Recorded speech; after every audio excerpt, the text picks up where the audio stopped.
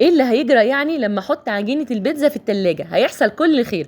حطوا لي بقى لايك وشير للفيديو دوت، وخدوا بالكم الفيديو قصير مش طويل، يعني مش هتلحقوا تملوا ولا تتخنقوا ولا حتى خلقكم يضيق. وما تنسوش بقى تشتركوا في القناه وتعرفوني بتتابعوني منين، لاني بفرح جدا.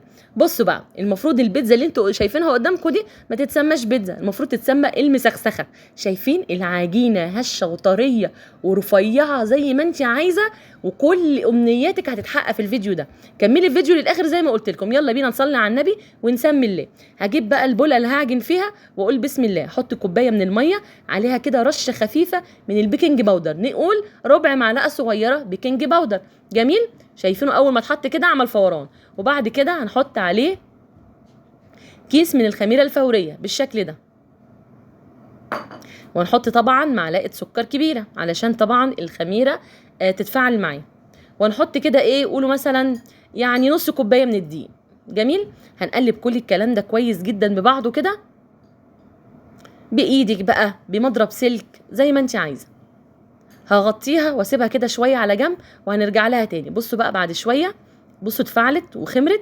نرجع بقى نحط الدقيق بتاعنا ونحط الملح بتاعنا، ونبتدي بقى ايه نزود ميه. للامانه الدقيق اللي انا بستعمله دوت ما بيحبش الميه الكتير، هنحط له كوبايتين ونص من الميه. برضو هرجع اقول لكم حسب نوعيه الدقيق.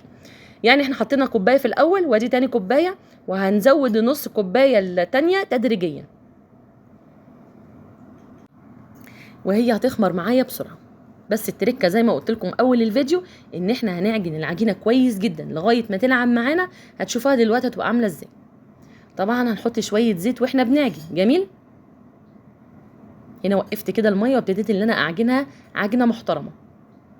وقفت كمان الكاميرا وقلت بعد ما اخلص عجن هرجع اوريها لكم. لازم العجينه تاخد حقها في العجن يا جماعه، وتتكور وتنعم معايا زي ما انتم شايفينها كده بالظبط.